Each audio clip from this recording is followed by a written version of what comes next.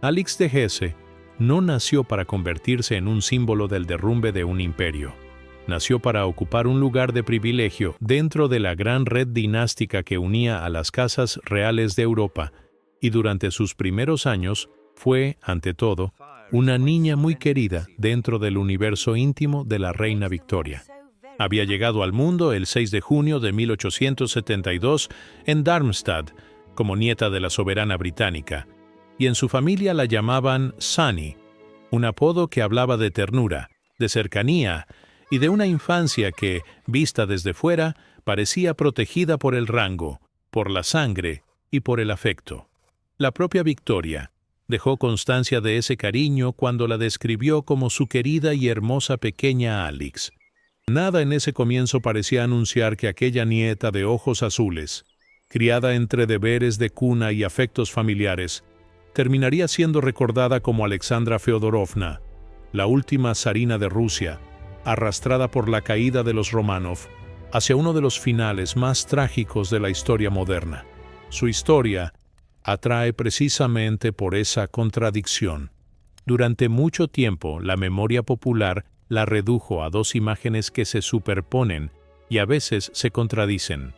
Por un lado, la princesa romántica que se enamoró del heredero del mayor imperio territorial del mundo. Por otro, la soberana impopular, religiosa hasta el extremo y asociada a un místico escandaloso, cuya influencia sobre la corte contribuyó a hundir la confianza en la monarquía. Las dos imágenes contienen algo de verdad, pero ninguna basta por sí sola.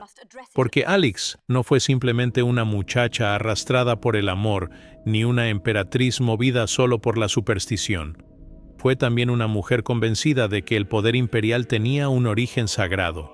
Una esposa que encontró en el matrimonio su refugio emocional, y una madre que vivió bajo el terror cotidiano de ver morir a su único hijo. En esa mezcla de devoción, miedo, rigidez y destino, se encuentra la clave de su figura. Como nieta de Victoria y como hija de la casa de Hesse, Alix creció bajo la conciencia permanente de pertenecer a una familia destinada a representar algo más grande que ella misma. No era una joven cualquiera dentro de la aristocracia europea. Era parte del entramado de alianzas, parentescos y expectativas que unía a Londres, Berlín, San Petersburgo y tantas otras cortes del continente. Esa posición le dio prestigio, pero también la acostumbró desde muy pronto a una idea exigente del deber. En ella, ese sentido del deber no se manifestó como brillo social ni como facilidad para conquistar un salón. Se manifestó más bien en una forma intensa de vivir la lealtad, la fe y la vida privada. Años después, ya como emperatriz, seguiría moviéndose con esa lógica, la de quien cree que el afecto verdadero se protege dentro del círculo familiar, y la de quien considera que las obligaciones políticas no son negociables, porque proceden de algo superior a la opinión de la gente. Esa manera de mirar el mundo no nació en Rusia. Viajó con ella desde su juventud y se endureció cuando la vida la colocó en el centro de un trono en crisis. El encuentro decisivo de su vida fue Nicolás. En 1894, ya prometida al heredero ruso, Alix aparecía ante Europa no solo como la nieta de Victoria, sino como la mujer elegida por el futuro zar. Hay algo importante en esa unión. No fue presentada por la historia como un vínculo puramente ceremonial, vacío o distante. Todo lo contrario. Las fuentes insisten en la intensidad con la que Nicolás se entregó a su esposa. Británica subraya que estaba apasionadamente dedicado a Alexandra y que ella poseía una fuerza de carácter que él no tenía. Esa observación resulta esencial, porque ayuda a entender que, desde el principio, el matrimonio no fue simplemente un acuerdo dinástico. Fue también una relación en la que ella ocuparía el espacio de la voluntad, de la convicción y de la firmeza que faltaban en él. Al casarse el 26 de noviembre de 1894 y pasar a ser Alexandra Feodorovna, Alix no solo cambió de país, de nombre y de religión pública. Entró en una estructura de poder que muy pronto dependería, emocional y políticamente, de su influencia. Nicolás II, según Británica, Tenía encanto personal, pero era tímido. Se sentía incómodo en las grandes ceremonias y prefería la intimidad de la vida familiar al contacto cercano con sus súbditos. Habría sido, dice la misma fuente, un hombre feliz y útil en una vida privada. No necesariamente un gran autócrata al frente de un imperio gigantesco y convulso. En ese vacío entre el hombre y el cargo, Alexandra se volvió decisiva. Él la amaba con una intensidad casi absoluta. Ella poseía una voluntad más firme y una idea mucho más inflexible de la misión imperial. De ahí nace una de las tragedias políticas del matrimonio. Mientras Nicolás dudaba, vacilaba y se dejaba influir por el último que le hablaba, Alexandra ofrecía certeza, pero no una certeza pragmática, ni moderna, ni conciliadora. Ofrecía una certeza religiosa y autocrática, una fe total en que el zar debía conservar intacto su poder porque así lo exigía el deber ante Dios. En el plano íntimo, aquello reforzó la unión entre ambos. En el plano histórico, fue desastroso. La corte rusa nunca terminó de abrazarla. Británica lo resume con una claridad brutal. Alexandra resultó impopular en la corte. Esa frase, aparentemente simple, encierra mucho, porque una emperatriz impopular no pierde solo simpatías, pierde margen, pierde intermediarios, pierde la posibilidad de corregir su imagen y de suavizar el efecto de sus decisiones. Alexandra no construyó una relación sólida con ese mundo aristocrático que sabía disfrazar tensiones, interpretar señales y amortiguar conflictos. Buscó consuelo en el misticismo, abrazó con fervor la ortodoxia y convirtió el principio autocrático en una convicción moral. Su visión del trono no era la de un cargo sujeto a negociación, sino la de una institución sagrada. Y cuando una figura así se instala en una corte que ya arrastra tensiones sociales, desgaste político y un monarca vacilante, la distancia entre palacio y país comienza a crecer hasta hacerse peligrosa. Alexandra no se veía a sí misma como un problema, se veía como una guardiana del orden legítimo, y precisamente por eso no comprendió a tiempo la profundidad del rechazo que estaba acumulándose a su alrededor. Ese rasgo se hizo todavía más fuerte tras la crisis de 1905. La revolución de ese año obligó a Nicolás II a emitir el Manifiesto de Octubre y a aceptar reformas que, al menos en apariencia, convertían a Rusia en una monarquía constitucional.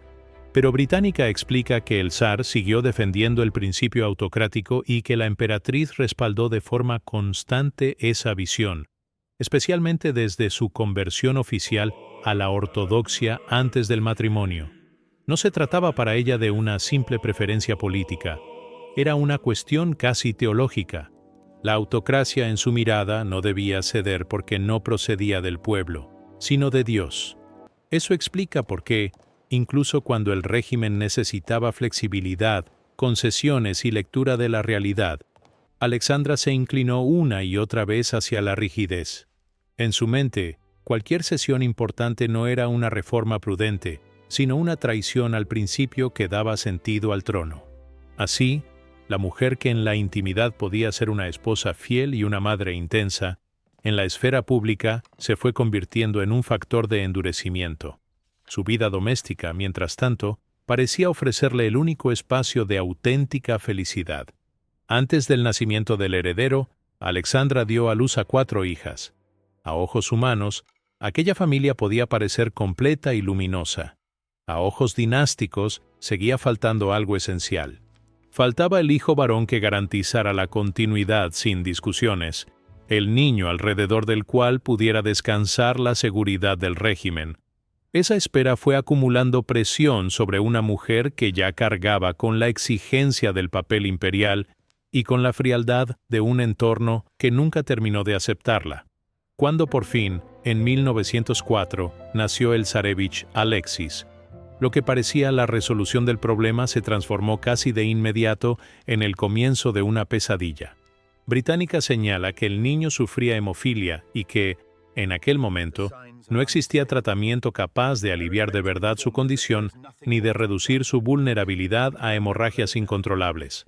El heredero estaba vivo, sí, pero también estaba permanentemente amenazado. y con él, todo el edificio emocional y político de la familia imperial.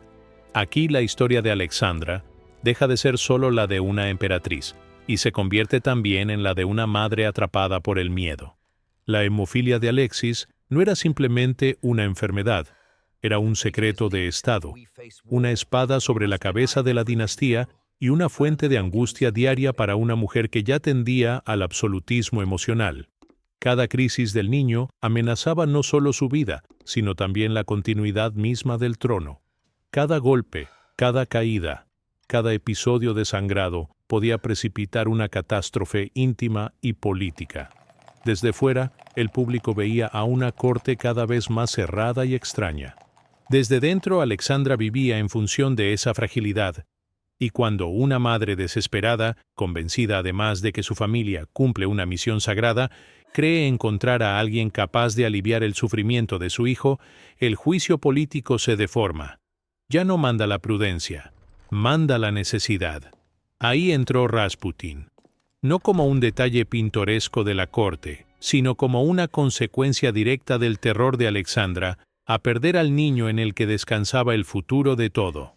Grigori Rasputin era, según Británica, un campesino siberiano y un místico cuya capacidad para mejorar el estado del hemofílico heredero del trono lo convirtió en un favorito influyente en la corte de Nicolás II y Alexandra. También describe que su reputación previa estaba marcada por la licenciosidad y que su figura resultaba profundamente escandalosa. Pero lo decisivo no es solo quién era Rasputin, sino lo que significó para Alexandra. Cuando fue llamado para ayudar al pequeño Alexis durante uno de sus episodios, obtuvo un éxito notable al aliviar su sufrimiento. Británica incluso subraya que esa eficacia, real o percibida, lo volvió indispensable a ojos del matrimonio imperial. A partir de ahí, la emperatriz llegó a venerarlo como un hombre enviado por Dios para salvar el trono.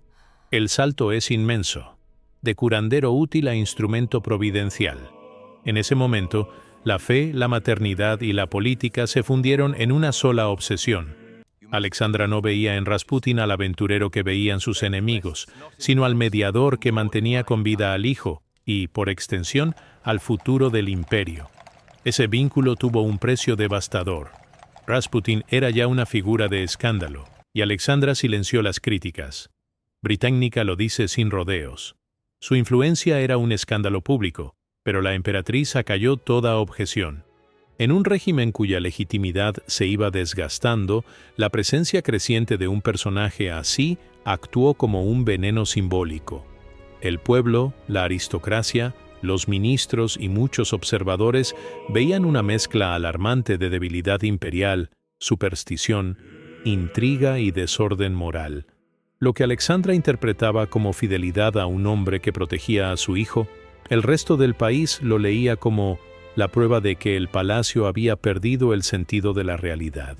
Y cuanto más atacaban a Rasputin, más se cerraba ella en su defensa. Su aislamiento creció, su impopularidad se endureció, y la imagen de la monarquía empezó a asociarse no ya con el esplendor, sino con una combinación tóxica de secreto, oscuridad y dependencia. La zarina no destruyó sola el prestigio de la institución, pero ayudó a erosionarlo precisamente porque confundió la salvación de su familia con la salvación del régimen.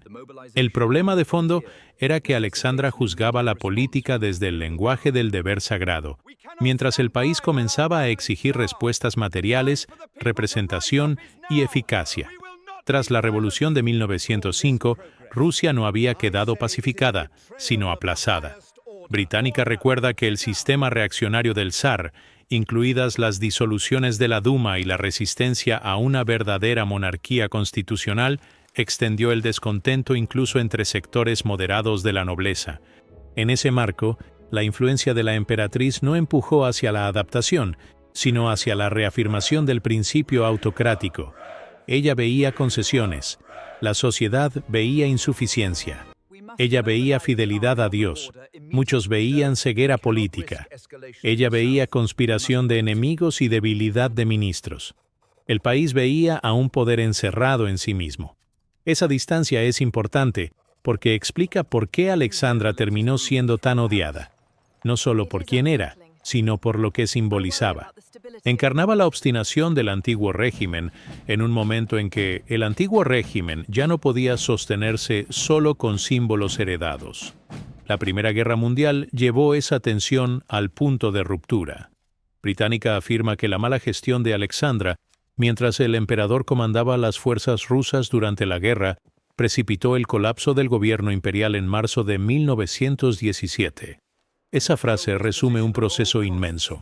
Cuando Nicolás se vinculó directamente al frente, dejó aún más expuesto el corazón del poder en la capital. Y en ese centro cada vez más frágil, Alexandra actuó no como una figura conciliadora, sino como alguien convencido de que debía proteger la autoridad autocrática y de que muchas de las voces críticas eran poco menos que traidoras o cobardes. Su confianza en consejeros desacreditados, su insistencia en el carácter sagrado del mando y el desgaste provocado por la guerra fueron minando lo que quedaba de confianza pública. La emperatriz se movía como si el país pudiera ser gobernado desde la fe en la legitimidad dinástica, pero la guerra exigía administración, credibilidad, estabilidad y capacidad de unir. Y nada de eso estaba saliendo del palacio. La tragedia de Alexandra es que, cuanto más se hundía el imperio, más se afirmaba su convicción de estar defendiendo lo correcto. Su religiosidad no la hacía flexible, sino inflexible.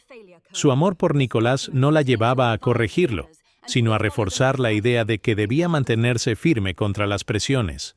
Su terror por Alexis no la volvía prudente, sino dependiente de todo aquello que pareciera útil para conservarlo con vida. En otras palabras, sus mejores lealtades privadas terminaron produciendo algunas de sus peores consecuencias públicas. No fue una mujer cínica, no fue una cortesana vacía, no fue una emperatriz indiferente. Fue algo más complejo y quizá más peligroso. Una creyente absoluta en un mundo que ya se había vuelto incompatible con el absolutismo. Ese desajuste entre su moral interior y la realidad exterior hizo que cada crisis agravara la siguiente. Y cuando la figura de Rasputín se volvió insostenible, el daño ya estaba hecho. Aunque él moriría antes del derrumbe definitivo, el prestigio de la dinastía había quedado herido de forma casi irreparable. En marzo de 1917 llegó el golpe final. Británica señala que el 15 de marzo de 1917, Nicolás II abdicó el trono. La monarquía que había gobernado Rusia durante siglos caía en medio del agotamiento bélico, el desprestigio político y la revolución.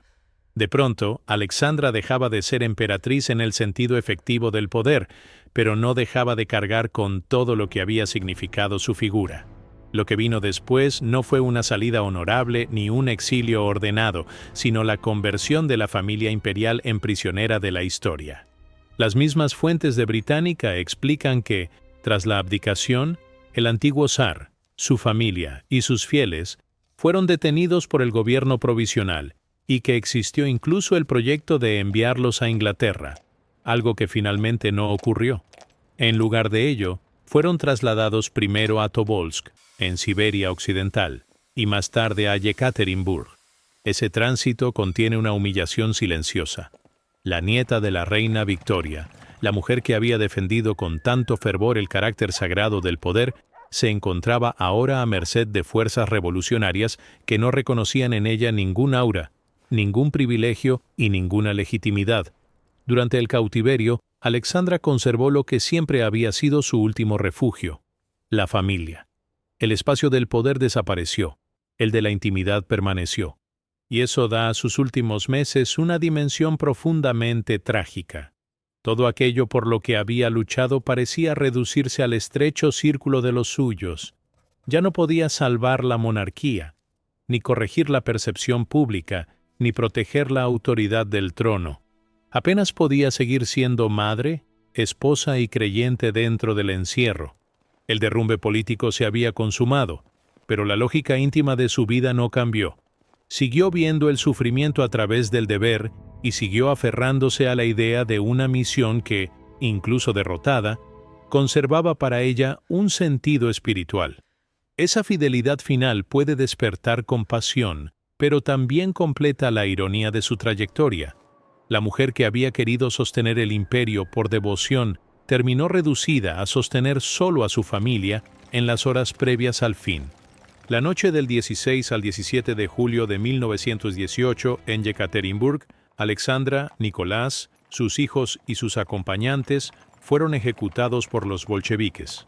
Británica explica que la matanza se produjo cuando las fuerzas blancas se acercaban a la zona y los revolucionarios quisieron impedir un posible rescate. Con esa ejecución terminaba no solo la vida de una familia, sino el último residuo de una concepción del poder que Alexandra había defendido hasta el extremo. Murió a los 46 años, muy lejos de la seguridad con la que había comenzado su existencia en Darmstadt, y su final quedó unido para siempre al de la casa Romanov. Hay figuras históricas cuya muerte parece confirmar una leyenda. En su caso, la muerte obligó a revisar muchas simplificaciones. Porque la última zarina no fue únicamente la mujer fría y obstinada que ayudó a desprestigiar el trono. Fue también la nieta amada de una reina legendaria, la esposa que ocupó el centro emocional de un hombre débil, y la madre aterrorizada que se aferró a cualquier esperanza para salvar a su hijo. Por eso su historia no puede contarse solo como la caída de una soberana impopular. Tampoco basta con convertirla en mártir, como si el horror del final borrara sus errores. Alexandra fue políticamente desastrosa. Sí, su apoyo a la autocracia, su defensa de Rasputín y su incapacidad para comprender el momento histórico contribuyeron al hundimiento de la confianza en el régimen. Pero también fue una figura moldeada por convicciones profundas, por la devoción conyugal y por un miedo materno que terminó condicionándolo todo. Ahí reside su fuerza narrativa, no en la perfección, sino en la contradicción. La nieta querida de Victoria, la princesa Sani, terminó siendo la emperatriz asociada al ocaso más oscuro de la Rusia imperial. Y sin embargo, entre esos dos extremos no hubo una transformación simple, sino una acumulación de fe, amor, deber, aislamiento y miedo. Cada una de esas capas fue empujándola hacia el lugar que ocupa hoy en la memoria, no el de una villana plana, ni el de una santa incomprendida, sino el de una mujer cuya tragedia personal quedó indisolublemente unida a la tragedia de un imperio entero. Si se la observa desde lejos, Alexandra Feodorovna parece resumirse en un desenlace sangriento y en el fantasma de Rasputín. Si se la observa de cerca, aparece algo más inquietante y más humano. Una mujer educada para creer en el deber, aferrada a la familia como santuario, incapaz de ceder porque interpretaba la cesión como pecado y cada vez más sola dentro de una maquinaria política que se deshacía. Esa soledad fue su verdadera antesala del desastre. Cuando la historia llegó a cobrar la cuenta, ya no había regreso posible. La niña que Victoria había contemplado con cariño, la joven que entró en Rusia convertida en Alexandra, la madre que vivía pendiente de la salud de Alexis y la emperatriz que creyó sostener el trono por mandato divino, acabaron fundiéndose en una sola figura, la de la última zarina, arrastrada por el mismo absolutismo que había jurado proteger. Y quizá ahí se encuentre la imagen más precisa de Alix de Hesse. No una mujer vencida en un solo momento, sino alguien que fue acercándose a su final a fuerza de convicción, de amor y de una fidelidad que ya no sabía distinguir entre la salvación de los suyos y la ruina del mundo que habitaba.